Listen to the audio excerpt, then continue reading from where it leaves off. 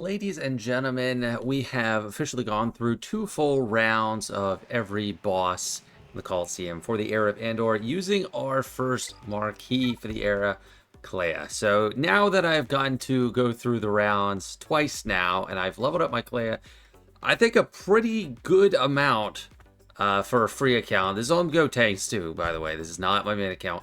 I think I have a better idea of how to advise people on how to engage with this game mode. So I'm going to try to give some notes on all the bosses, do some Jotaz gameplay, talk about some all the others, and just try to identify what the goals of the whole era should be for a player. When you should decide you probably don't want to go for a 4 or 5 star Cassian, and when you should. So let's start by looking at the post with information about the era of Andor. Now, to get any new marquee to 4 stars, you get to 15 out of 30 towards 4 stars just from the normal marquee. So that means you need 15 extra shards. These packs are kind of going to be what you're going to need to rely on. For 4 stars, the straight up $12.99 pack, the singles, you'll buy 2 or 3. I got lucky on both accounts this first time around. I got 10 shards twice on Go Tanks, and on my main account, I got a 12 shard pack. So I only needed to open 2 of these, which was 2,600. But I think realistically, the maximum you're going to need to open to get a 4 star is going to be 3 of these. That's accounting for the minimum opening of 5 shards. Even though the most likely is 7 shards, you could be stuck with all 5. So that's going to be 3 packs open for the 4 star. And to get 5 star, I ended up needing to open like 7 packs. I did it like this. But when the marquee's actually out, there's a 5-pack bundle, which saves you about 500 crystals.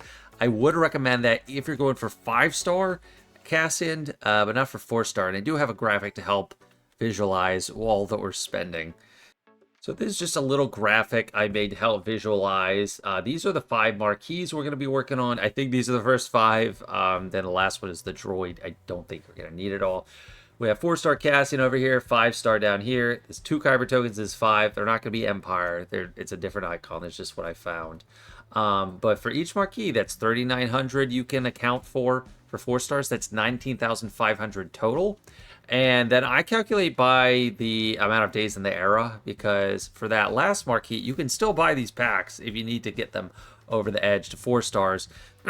So you have every day in the era. That's going to be putting aside 232 crystals per day across that whole era, not including any horde you come in with. So if you come in the era with a horde ready for this, you might be almost all the way there already. I came into this era with over 10,000 crystals on Go Tanks account. If I was just doing 4 stars, I'd be sitting pretty. I wouldn't have to worry about it too much. If you're not coming in with any stockpile, you need to at least allocate 232 per day. Now, 5 stars, you could end up spending more than this, but if you buy that pack of 5 right at the beginning, you're going to be getting, you can expect to spend around 7,300 or some more. More if you're doing the single packs. For this first marquee, I ended up buying all single packs because I didn't decide on going for 5 stars right away, and I ended up having to do extra singles. So that's 36,500 crystals over the course of the era, or 434.52 per day. So that's a lot more. And I would only really recommend this for players with established rosters that don't need to pour a ton into mods, don't need to use tons of normal ship energy refreshes, and maybe even like Erodium and Kyber players, because in Kyber, I'm in like Kyber 4 now on Go Tanks, so I'm getting extra crystals per day. I'm getting like 200 for my daily payout for the arena. I'm placing high in Fleet Arena. So I think for most free players, this is a lot more doable. The 4 stars, 5 stars is definitely a stretch. But if you are going to decide to go for it, just know what you're getting into ahead of time. And this is assuming that you 4 star day 1 of the marquee, because if you 4 star day 1 of the marquee, you can get that extra 5 shards each day, which is an extra 35 shards of the character you're going to get just from having a 4 star early. So that's what we're accounting for here. If you didn't do that 4 star tier in the marquee, this number down here for the 5 stars is going to be significantly higher. In addition to all that long-term investment, if you want to do well in the Coliseum, you're going to have to invest a little bit early for crystals, and then some more throughout the era. For example, I have gotten top 30 each day so far, getting 500 of that era currency per day. I'm not going to get this. It's just like really early in the day for it. But 500 currency per day is not bad at all. I've almost been up. That's every 10 days you get an Erodium token. So it's really good. But in order to do that, you can only buy materials like so when there's one marquee, you can buy up to like level 15. When there's two, you can buy up to 25 with just crystals without spending money. So this one's only available for money. So these pieces I actually just have to earn on the track. Day one, I'll tell you on each account, I bought 2 of these and I bought 2 of these. And I think I bought a third of this overall. So that's 1,800 crystals for just building up my Kleya, because I care about my Coliseum payout as well. So that's a decent upfront investment. It's not massive, I wouldn't say. Overall, the biggest investment you're going to make is on those stars, and I got her to 5 stars. But the good news is when they're this weak, so at the very beginning of the era, we're used to thinking of stars as not mattering for stats in the Age of Relics, because at that point, it really doesn't matter that much. Early on, it actually can tip the scales a bit. You're going to get some extra health. You're going to get some extra damage. You're basically getting extra strength, agility, and tactics from stars, which has everything you see in each individual character's description. Health and armor, crit rating and armor, physical special damage, and resistance. So getting a 4-star Kleya and then a 5-star Kleya is actually really helpful. Popping back over to that Era of Andor information, we're also getting spawned characters or loaned units at each tier. So we're gonna get Vel, which is she's a tank, only in that tier 1 of each boss, and then Cinta you're gonna get in the first 2, and then you're gonna get Pow and Saw no matter what. So in the old, this is an improvement, I think, because in the old era, once you climbed up a certain point, you weren't getting any loaned units anymore. But now you're going to get Pow and Saw, at least for each one. At least that's how I understand it. And they're going to help you. And they all scale off your highest level character's stats. So Kleya is your only character at the very beginning. So obviously everyone's going to scale off her. Once we bring in the second marquee, that's going to factor in as well. The general strategy around Kleya, she doesn't have a leadership ability, but she has a really good basic. She definitely does the most damage. For a low-level ability, this always critically hits if able. That's huge at this point, because her crit rate is 13%. Like, crits are hard to come by in general. That's why Stormtrooper Luke was so valuable, and the Era of Anniversary, because he had vulnerable eventually, and everyone could actually crit with a pitiful crit chance. She is doing the most damage. By far, your best damage dealer is her basic. Opening move, typically in each level I've done, I'll do her second special, give Keen Stratagem to herself. This is plus 25% offense and 25% potency. Really helpful.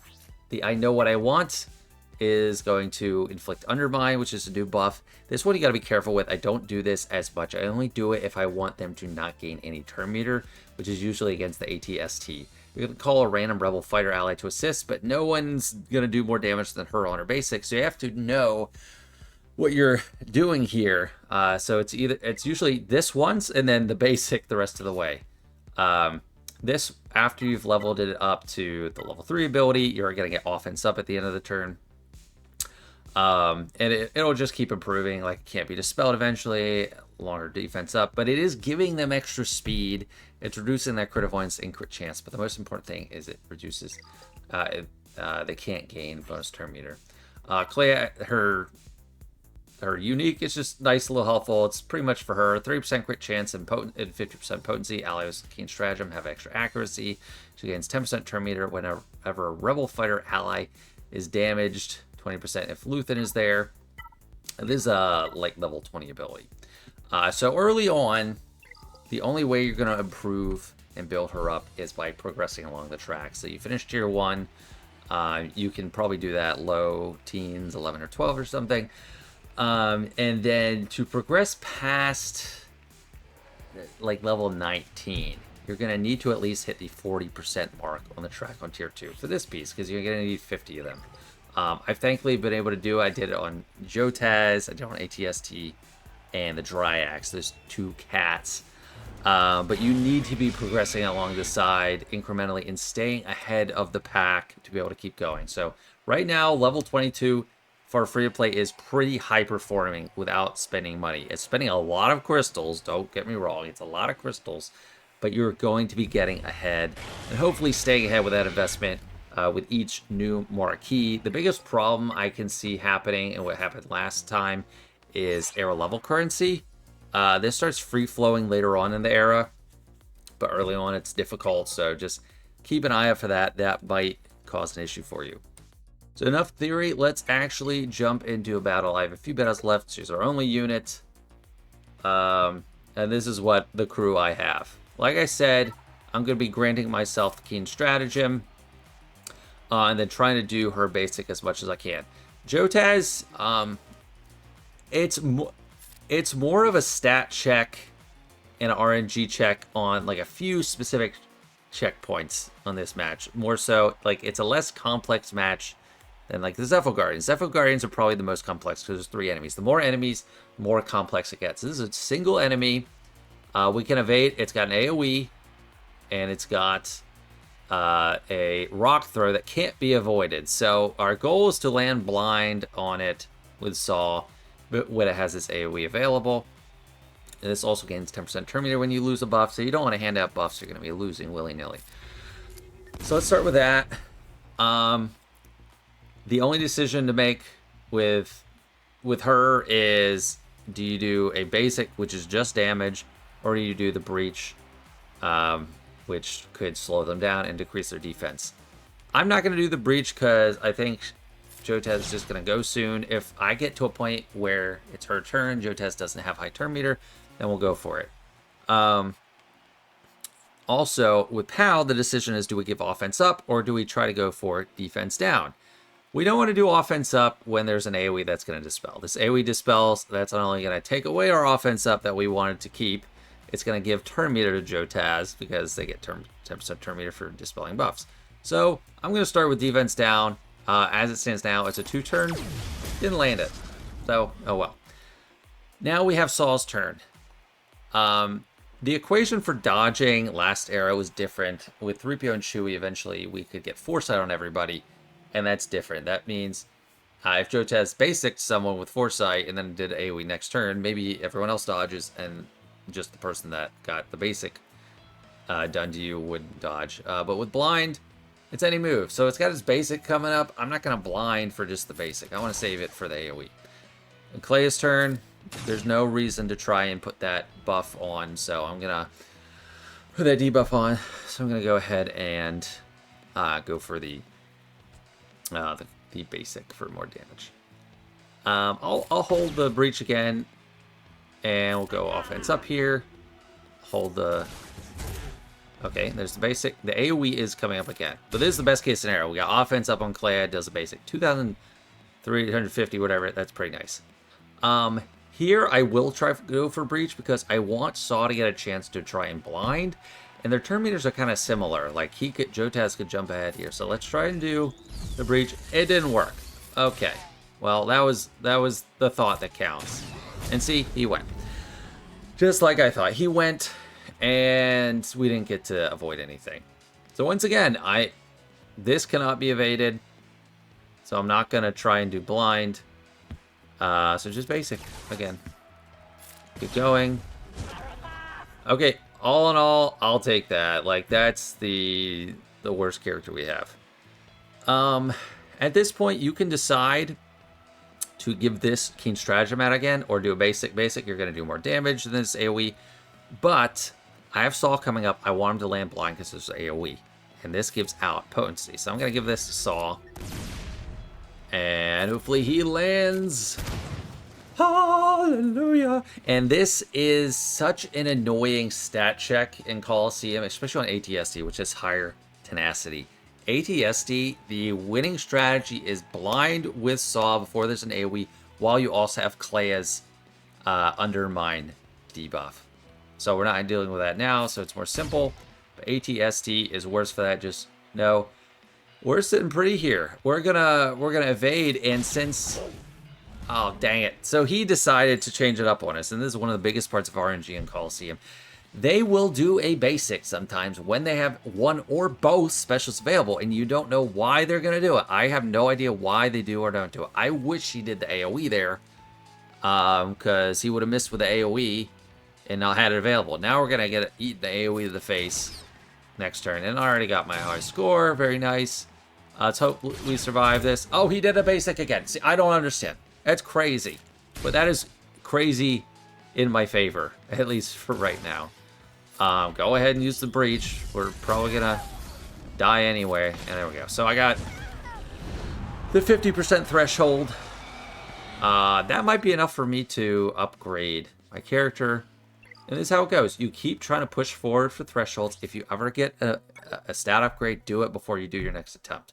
So right now, I just need a bunch of these. 400 of them. I'm gonna get stats. I'm gonna get an extra 300 some health, extra 37 damage, and all of it matters when you're this weak. And the next one, need 450. So how many I'm gonna need to do? So even if I get up to 70%, that's still not even 450. So I'm not really gonna get another upgrade on this boss. So for me, I'll do as best as I can to get the highest score I can with these next 3 battles, and I'm not going to use a refresh. If I was pushing to get over the level 20 hump with Kleya, and I had not gotten 40%, if I had 35% or something, those are the only situations where I'd consider doing a refresh. And I did it yesterday. I did a rage refresh. I was so mad at ATSD. I had my plan down pat, and it was the plan that eventually worked. But the first 5 times, RNG didn't go my way, resisted everything, and it was horrible. So it's a really hard choice to make, because 250 crystals is a lot. I would say don't do it unless you're absolutely sure and it's really going to push you over a threshold, which is rare. But you need 2 bosses at a level 40% threshold to get past that level 20 hump. In general, I think that's usually going to be the case whenever you're going up a tier, like on tier 3, 40% threshold is going to matter. 90% threshold is also important. You're going to get someone from that, but of course that's a lot farther away. And then 100%, you start to get materials for the next phase, like 26 to 35. So I talk a little bit about these other bosses, just some notes on them, because I can't fight them all in the same day, and then we'll wrap it up. So the first other boss I'm going to talk about, I do have some footage from my weekly update playing small in the corner here while I talk about the actual mechanics. So there's 3 Tomb Guardians, and there's a lot to balance here. So they all start with 3 stacks of armor plating. It's this tenacity up shield thing at the start of the battle. That reduces their damage by 25% per stack. The further up you go in the percentage, if your air level is not high, it can lead to like 1 damage. So if they have 3 stacks, you're doing just way less damage. So it's tempting to get all the stacks down to 1 and then hit them while they have no protection. But any time you hit them with no armor plating, its next special ability deals 100% more damage stacking. So if you get like 3 or 4 hits, it's 400% extra damage for a special. So that's either the sweeping beam or the power surge. So the way to plan it out is if you blind one of them, you can try to hammer in and do as much damage as you can and hope they use a special, because like I said, sometimes they have both specials available and they'll still basic. If you're not planning around that, there's no blind or anything, you're kind of always hoping they do a basic. But their opening move, they might all do their AoE, none of them do their AoE, they might have a mix. If some of them do their AoE, saying do, some of them are going to use their AoE, you might want to go all in on them, because their next special power surge is only a 1 target move. Each of them have bonuses if they have 3 stacks. They each gain 2 stacks at the start of their turn, so the only way to avoid them getting a 3-stack bonus is to get them all the way to 0, because if they have 1 stack, they're going to get to 3 on their turn. They're going to stun with their power surge, the chest beam, or just the energy sphere that hits you, and then for the AoE, they're going to get 30% turn meter.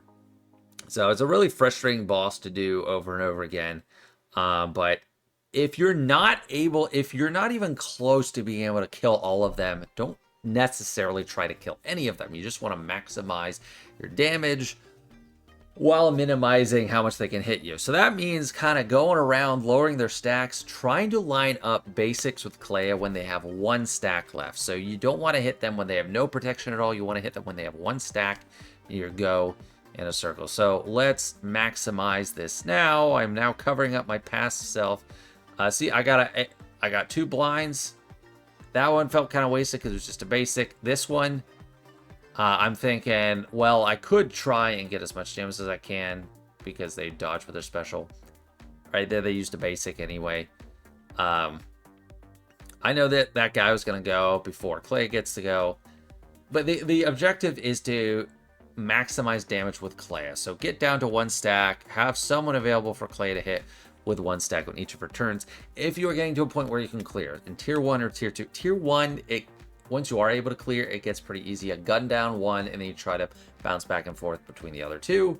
Eventually knock 1 down all the way, and then clear the final 1. Trying to land blind strategically. I would say this is where you pass out Keen Stratagem to Saw.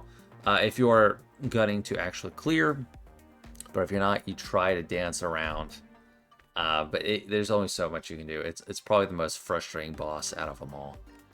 Dryax, I can't give like comprehensive strategy tips for every scenario, but for these two, it's 2 big cats. You want to keep them even on their health.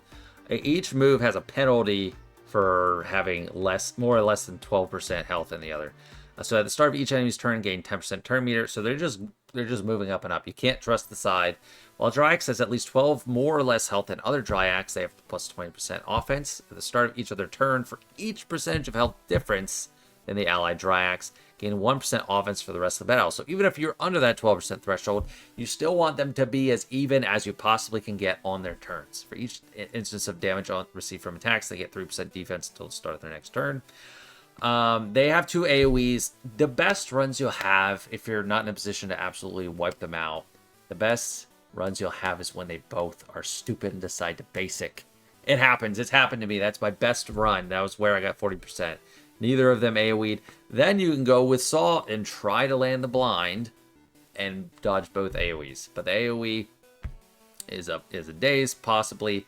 If it's that 12% difference, buff immunity and daze on all enemies. Normally it's just a target enemy.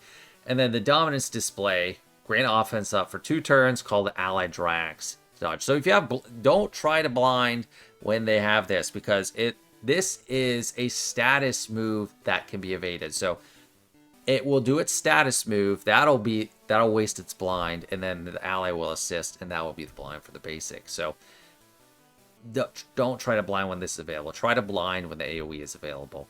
If they have more than that 12% difference, it's armor share on everyone, and then it's just like you're spiraling. You're gonna die. It's just nothing you can do about it.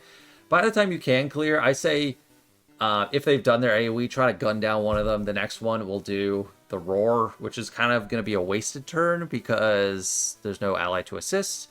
And then you can try to get around to another blind and maybe just survive basics. But it is going to stack up. It counts the whole difference to 0. So it's like if it's got half health, it's like a 50% difference. So they're really getting juiced up from that. But it's a tricky boss, but it's not unbeatable. And the last boss, ATST, which is what happened yesterday from the day I'm recording this, has 2 AoEs. It's got really high tenacity. And it gains 25% turn meter when you either resist a debuff or you evade. So you got to be really careful with that blind, and that's the key to the strategy. First AoE inflicts speed down. It also gets 25% offense when it hits a debuffed enemy. So if you're all debuffed, does AoE, you're kind of screwed. Inflicts damage over time on target enemy. If target had defense and offense, then remove 50% turn meter from them. And the second AoE, physical damage to all enemies. Offense down, stagger on target enemy, inflict blind on all enemies with damage over time and defense down. So there's a lot of RNG of who it targets, who's got what debuff. If you resist, it's all over the place. The big strategy here, especially at low levels, is you want to land blind and undermine. So it's a strategy with Kleya, who you give the Keen Stratagem to first. You either herself or Saw. If are just not landing blind with Saw, you give it to him. I start with Kleya. The best possible run will be when you give it to Kleya, and then Saw luckily lands the blind. If there's no AoE coming up, don't use blind. And if you're not going to be able to get Saw and Kleya to go and put both their debuffs, don't try to do blind. Don't do either of them, because you need to line them both up. You need to land a blind and undermine so that it doesn't AoE it misses everyone, but it does not get turn meter, and then you're going to open up and do a lot of damage. That's kind of the main thing. You want to be able to dodge an AoE without consequences, and that's the main strategy, especially at a low level. End of the era, I mean, what can I do? I'll make more videos later about higher level targets, but right now I'm trying to speak in theoretical terms just so anyone can approach it, because everyone's at different spots in this era, and I can't just give advice to people that have a level 22 or 23 Kleya. So I'm just trying to cover all the bases. But that'll do it for this one. This is my best shot at a Coliseum guide for Era of Andor. Just choose what you want to do early with Kleya. I know the Marquee is already over, so unfortunately I'm a little late on it, but I wanted to make sure I understood how this group interacts with this guy, because we're going to be using the Rebel Fighters for the first 3 Marquees, so a month and a half, and only after that we have the ISB available. So let me know what you think. Thanks so much for watching. Hope you enjoyed, and see you next time. Bye.